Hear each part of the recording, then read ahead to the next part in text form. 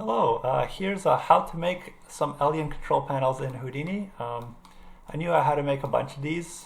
I didn't have any real reference for this. I'm creating the design myself. I knew I had to change them a lot, so I wanted some procedural help with that. As you can see, I have a bunch of these kind of around, and I had to remake these a few times already, just because design changes from how it's made. And currently this is kind of what the work in progress render is looking like. And I like doing a semi-procedural way. All this text here is not procedural. And I made little procedural systems for these knobs, and how these are scattered, I let that be random so that could drive my inspiration and my art direction. So I don't have to come up with an idea of putting 2 knobs here, 3 knobs here. I don't have to think about that because it kind of like did the random for me, and then I just worked with it. It made it a lot easier to kind of art direct what I wanted to do. I didn't have to randomly place things. I made it that they randomly turn on, and I can control how many, and when they are on, the light will be on in them automatically. And with these knobs, I wanted to make each one different, so it just creates a random pattern. The more times I copy it, it just makes it unique to each one. And then I was able to use that all over the project that I'm working on right now. You can see like I used the same buttons here, and they all have these like random kind of little lines attached to them, and a whole bunch up here. So on this tutorial, or not really a tutorial, more like how it's made, because I'm not doing this from scratch, but we'll just focus on this control panel here. And I've done other tutorials on how to do the screens and the cables already, and those weren't done too differently. So yeah, let's dive into here. So we're just gonna show the control panel. There it is, and that's just that 000 kind of place. So the screen's a little small, so let me stretch it out a bit.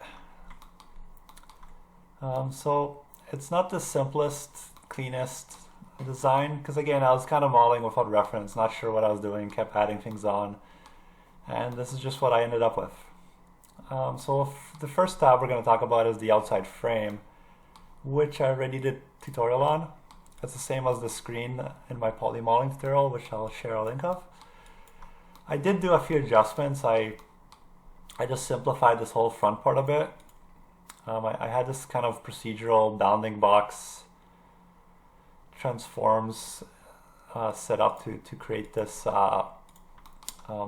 these kind of like the spacing between these points, but I simplified this by just putting a couple poly levels and just manually selecting the 2 points that I wanted to bevel. So it's, I don't know why I didn't do that originally, but maybe I wanted to show a bit more in the tutorial, but that's the simplified version. And then you have a control panel here. So that I won't cover because you could watch that other tutorial. This next part is the meat of everything, and that's, if we click here, that's this whole control panel with the buttons and the outlines and all these extra bits that are merged into it. So yeah, let's just go over this. I basically used the same grid that made the frame. In previous instances, I had the same one plugged into there, but I just copied it because I wanted to add that one extra segment. I forgot what this grip's for. I guess I'm just grouping the screen. And then I subdivided it to have many points, and these points will be where my buttons copy to. So if I want more or less points, I could either change the rows and columns here, as you can see, or I could change the subdivide amount and kind of change it from there. Again, if I click on the buttons here, you'll be able to see that I could interactively change the subdivides and the spacing here. but I found the optimal spacing, so it's not likely I'd change that again.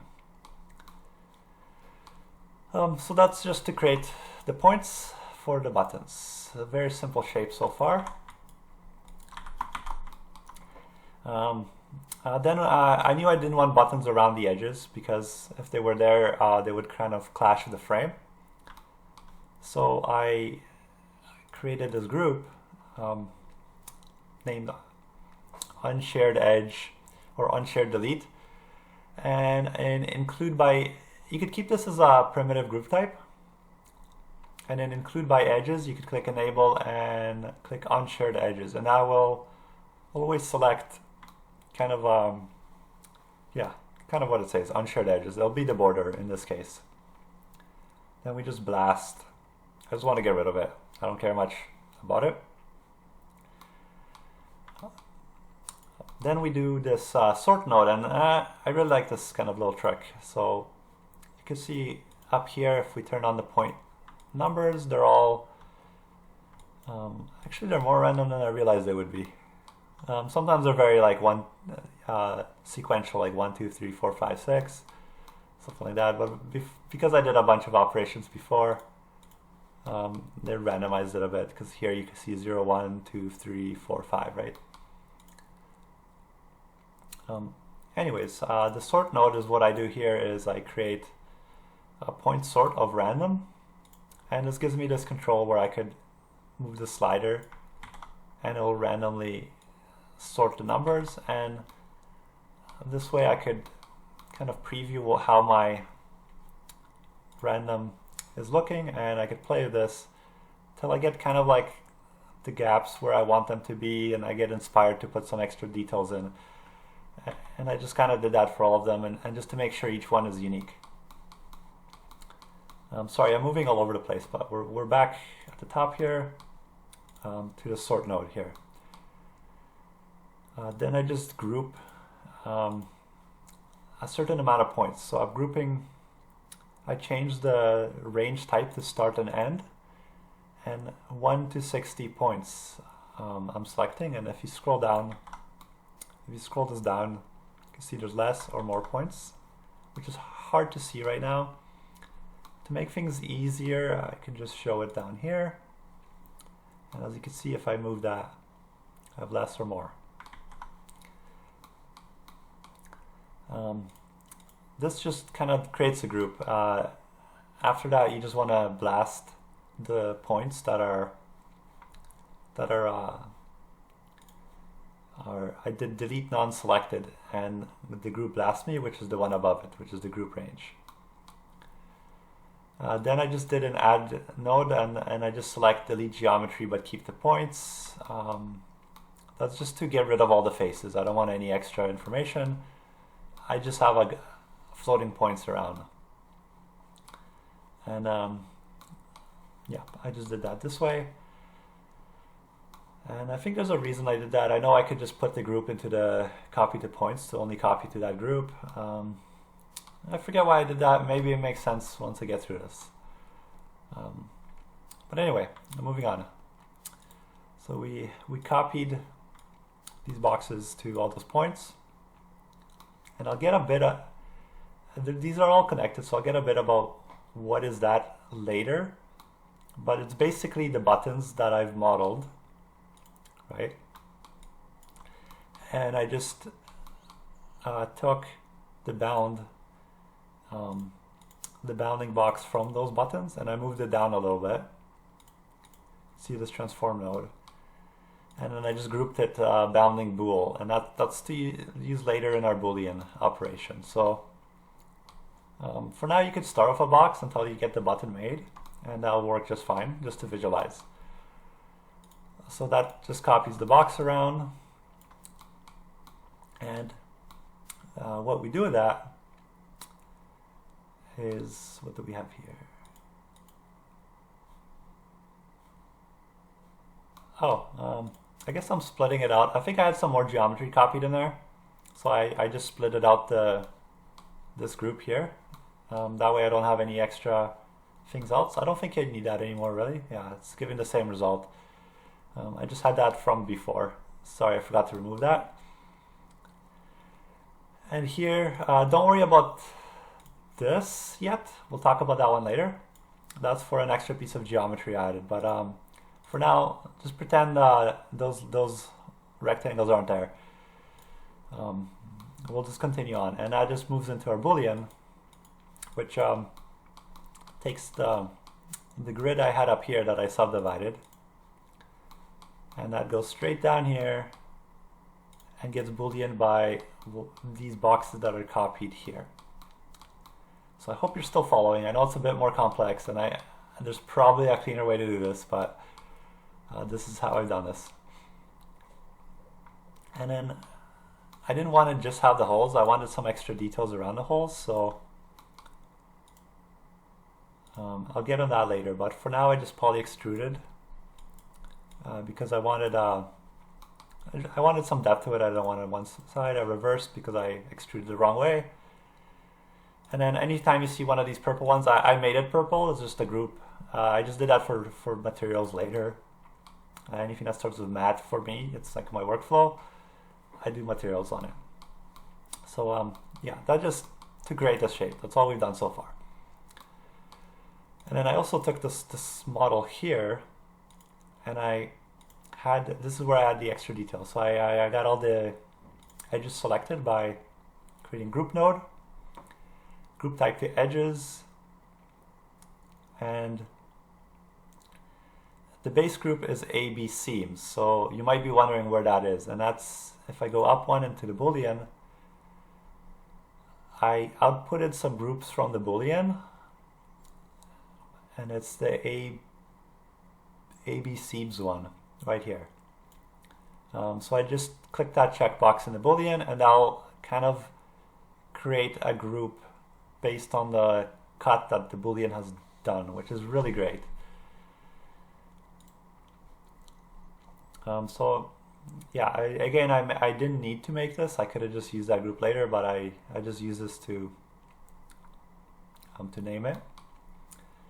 I polyfilled. I did a polyfill here. That just covers all the holes, and the reason I did that is because I could blast everything else. So if you go back up to the polyfill, I also selected output a group, and I'll output the group for just the fills. So then I could delete everything else, only have the fills. Then I could do a number of like smoothing to it. I don't know if you could see that. So, let me change my viewport clipping here. So it's always bugging me. So all I did was just bevel these edges to make them a little smoother.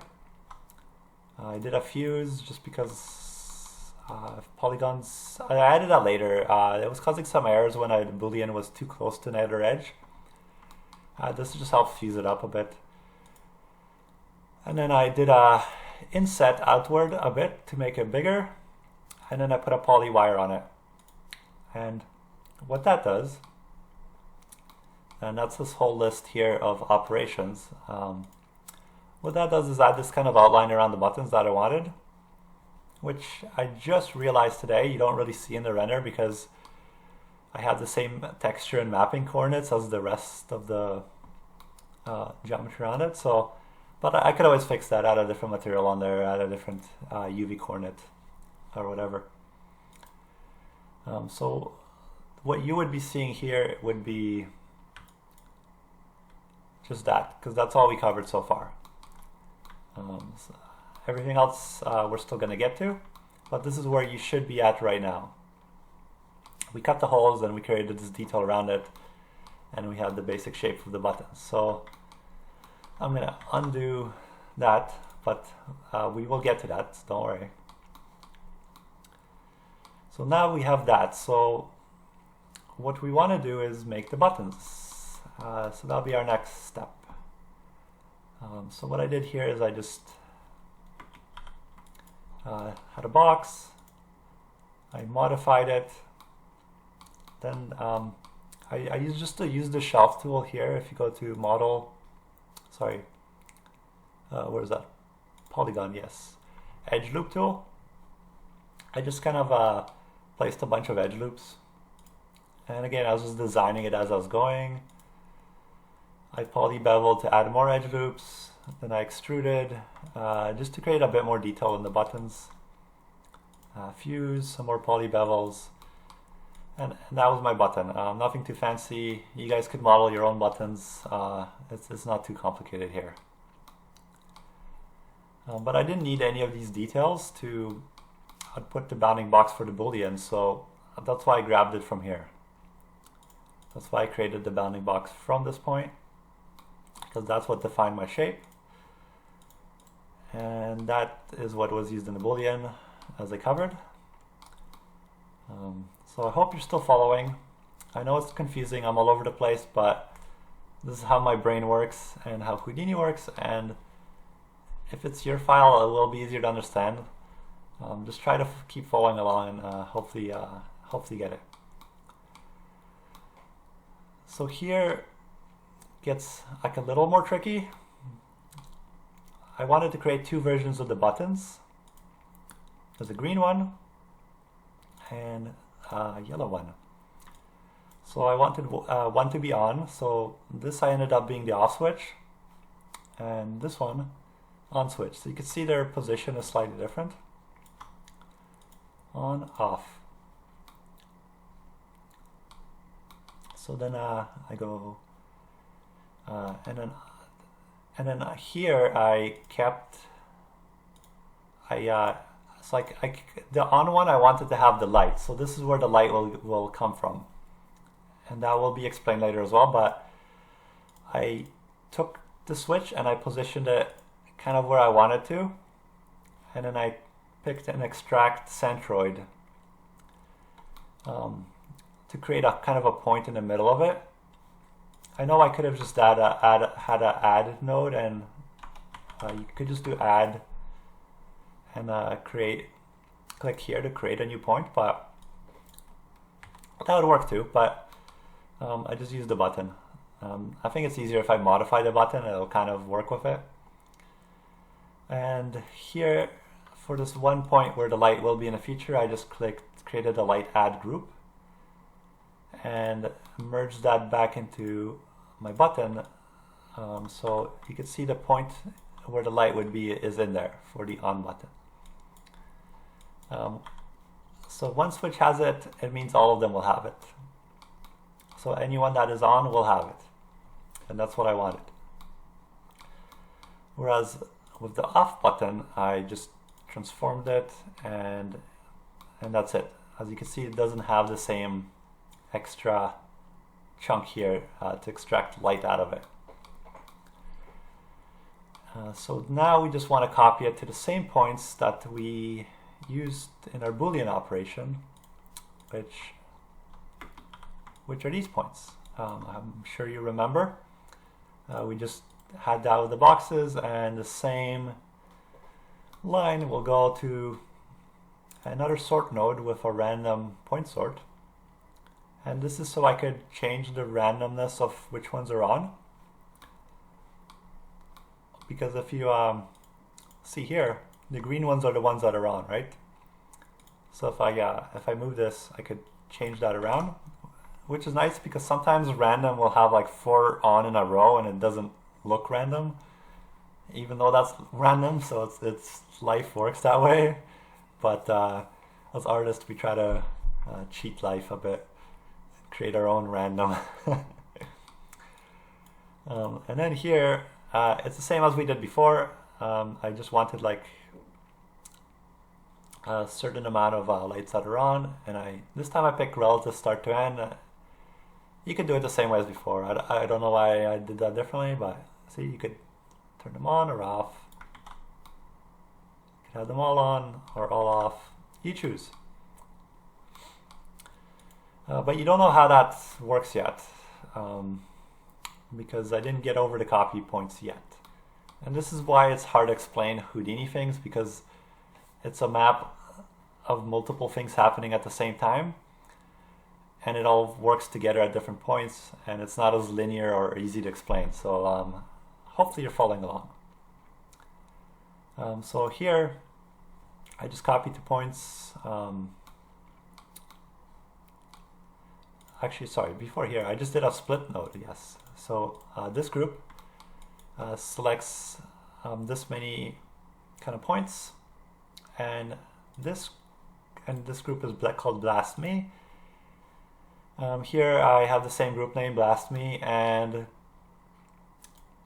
this time I didn't blast anything. I don't know why I named that, but different story. Split node splits those points out to here and to here. That way I don't have any overlaps, because whatever points are used here are not used here. It separates them for me. And then we merge that together. And then this is just the material group for the materials. And now if you merge them to our Boolean plane that we made, you should have something looks like this. I'll just cut this out for now. And you wouldn't have these slits yet, because I didn't talk about those yet. But I will talk about those soon. And then we move on. So now I thought the panel was still kind of boring. It just has random buttons scattered around. So I wanted to create this kind of outline around the buttons, like that. And that gave it a lot of shape to it. And as you can see, if I adjust my random seed here, the shape of the outline moves with the buttons, so I don't have to do it myself. You can see the parts that aren't procedural here, like these knobs and these sliders, which is why they don't move and they overlap. But these outlines will at least move the buttons. And the way I did that was, so we took this plane that we had here, and I know I'm at the top again. Bear with me. And we wanted more edges. So then I just subdivided that even more. And I wanted to create a group based on our boxes. So if you look here to the copy to points, this is where we copied our boxes. And this was used in the Boolean, but down here. But I also wanted to bring this to create our outline. That way, when that changes, our outline changes. So we just created a group that is points. It has to be in points for this to work, and keep bounding regions enable and change it to bounding object. And what that does is whatever's plugged into the group here, that's geometry, we'll use that geometry to create the selection of the points. Then I created a group promote, and man, I gotta stop naming my groups the same name. That's bad on me. Anyway, so I just promoted the groups. I convert from auto, but you could just pick points here, it'll work. And it's converting to primitives. And the group name that I'm converting is this one, and I'm naming it the same. So now it's called Blast Me, but it's in primitives, not points. Where here it's points. And here is the ones I manually selected. Just because, and the way I did that, I kind of would show here, I would see where the buttons are. And then I would just click this arrow up here, and then I could just select where I want more of the outline. And I did that because I just found areas that had extra space, and I'm like, okay, I could put a few knobs here, I could put a knob here, I could put some sliders here, and it's gonna give a fun result. So after I had the random thing, I was inspired to put it in certain places. So that one is to add my own input into it. And what did I do here? Hold on. So we have that.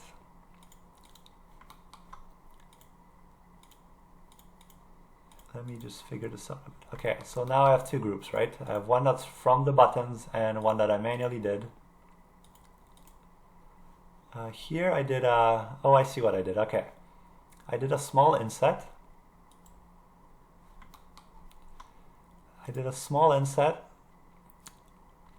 Just to kind of move that shape a little bit, and I didn't output front or back, only sides, and that's why you see the inside part getting deleted. Sorry, it's confusing because I left this template flag on. Apologies. I was used to working that way when I was working on this, but yeah. So we have our two groups. Then we have the poly extrude, and that's right. I wanted this like little extra edge in here because I'm smoothing this later, and that's why I did the poly extrude. Now I remember.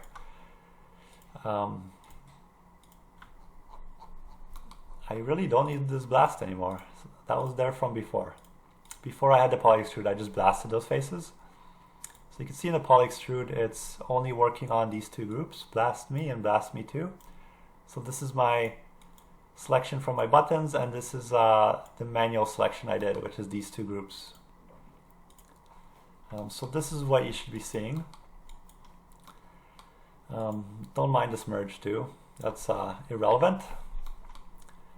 Then I did a subdivide, and the open subdiv, I think that's default actually. I don't remember right now, but the subdivide gives those smooth edges because I didn't want the hard edges. It didn't look quite right to me. Like without that, it was too straight. And then I created a divide sub, and I only used this for remove shared edges. So I didn't want, this only kept the outlines. This is the opposite of selecting unshared edges. It just gets rid of every inside. Then I made this more complicated than it needed to be, but it still looked cool. So I did a poly wire. So this is my outline. And because I wanted to make it even more complicated, I wanted this to be like a black color. And then I wanted a thinner one to be like a glowing orange color. So I made a thinner one, I transformed it, and I Booleaned it out of the big one. You can see the little divot inside here. And honestly, I don't think you see that in the render.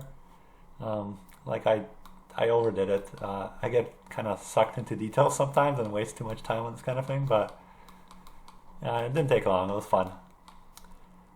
Then in the Boolean, I just outputted a group so that I have a selection for a material for this and this. And then that is merged with the buttons. So now I have these little outlines around my buttons and also around like areas where you wouldn't have this knob. So it would just be like empty areas like that, which I could just put detail into now.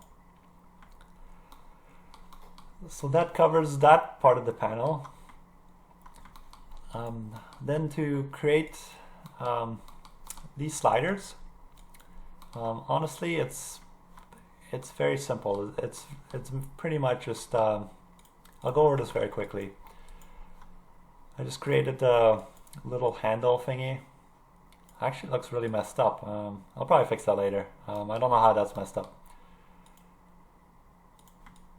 I just took a little slider for your thumb, and I merged it with a box. And I have this little transform node. Oops. So I could kind of like control the position of the slider. I'll randomly do that. And then this transform node is what moves it to my little guy here. But as you can see, like you could see the hole like into it, and that's where this extra node was in our.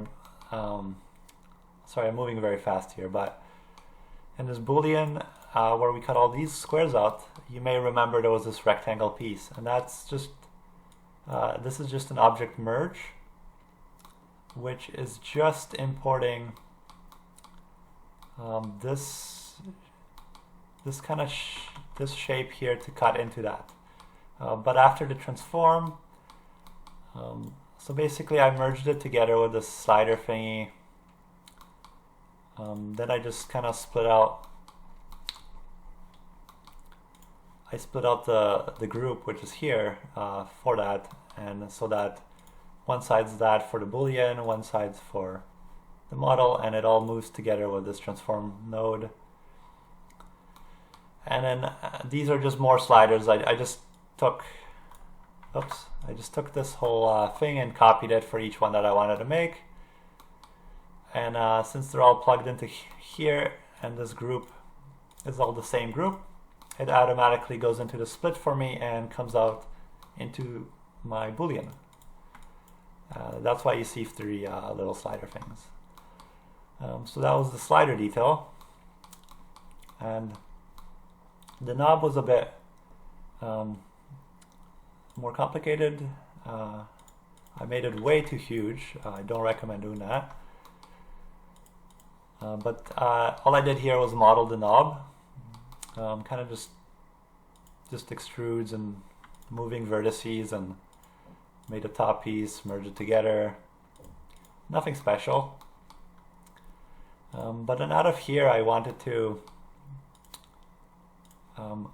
create, so this here, I just took one edge and manually selected it here.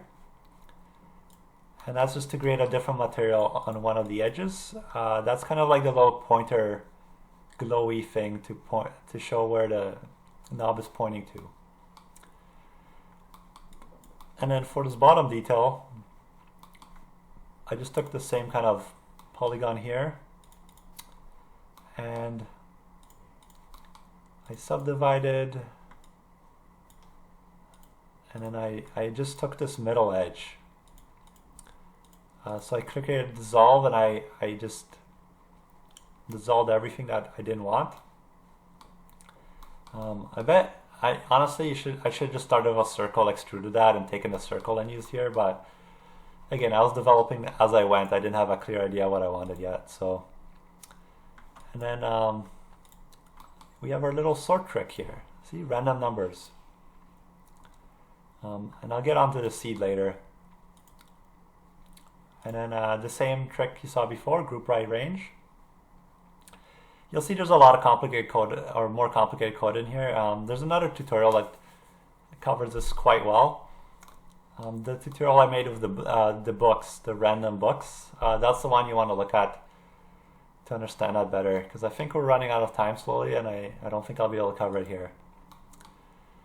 But then I moved it down. I did a polyframe, and then I take off normal name, and in tangent name I just put a capital N, which is the normal. And you kind of need to do this because by default the normals are facing upward, and I wanted to face them outward because then I'm using a copy to points on a line, and then it just like copies this line like outward. And because of this sort has this random, like if I put a +2 or plus, so if I change the seed, it's always going to be random points that kind of pull outward. And then I just merge that with the circle we had earlier, polywire, and I put a material on it. So that's how we have this kind of random shape that I wanted each button to be unique. And this, yeah, that's just for the base. I scaled it because I didn't make it the right scale to begin with, so that's really bad. Don't do that. Here I just created a for each loop, and again my book tutorial will explain this a lot better, but you make a for each, you create a metadata, you put it into a name, and then this name keeps track of how many are copied, and that's the code up in here in these seeds that I used. As you can see, oh sorry, it's you're not seeing it here because I created this null as well. Again, this is referring to this metadata that's creating that random seed. But again, I'm not going to cover this in this tutorial. It's a bit too much to get into right now. So now you can see we have, so basically these knobs, any more points I add here, I could just add more knobs, and you can see each one's random, how it has those lines. And then if I just want a single point, I just create an add node and I click that, and then I could do a transform node, and I just manually move them to the position they're supposed to be at. And then that is creating on this null object, which is just getting merged into here. It's just cleaner that way. So, and I just moved it while having that displayed. I could just move it interactively, and that's almost all of it. The rest was a huge mess, but basically this is just a text. This is just a font I downloaded, so thank you to the person that made this originally. But basically I made this more complex than it needed to be. Most of these are just manually lines and text moved around. There's nothing procedural here, but this one I created it. I created the shape, created the bounding box for it, and made the bounding box thicker. And then I used that on this line, polywire and then Boolean to cut it. And then that same line that has 2 points, I did a copy to points on these 2 lines, or just one line that's copied, to create this kind of like shape. And you know, if I delete some characters, the line moves into the characters because of the Boolean. So it's like a cool little quick setup. Honestly, I didn't use it too much just because of the weird shapes I was dealing with. I ended up just manually placing a lot of it. And then that was pretty much it for this alien control panel. And it was really good. I was able to change the size of them, and then I had to manually replace the text. That was the biggest pain, but everything else was quite painless to do. And I'm quite happy because I have a whole bunch of these to do on my project, and luckily I didn't have to manually make each one. And I was actually planning to do more, and maybe I was going to do some really big ones up here, which I might still do. We'll see. It's a work in progress. Yeah, but thanks for listening for almost 40 minutes, and I hope you got something out of this tutorial. Please let me know, and if you got lost, I understand it is all over the place. Houdini is not easy for that reason. Hopefully your brain works as crazy as mine does and this all makes sense. Thanks for watching, and take care.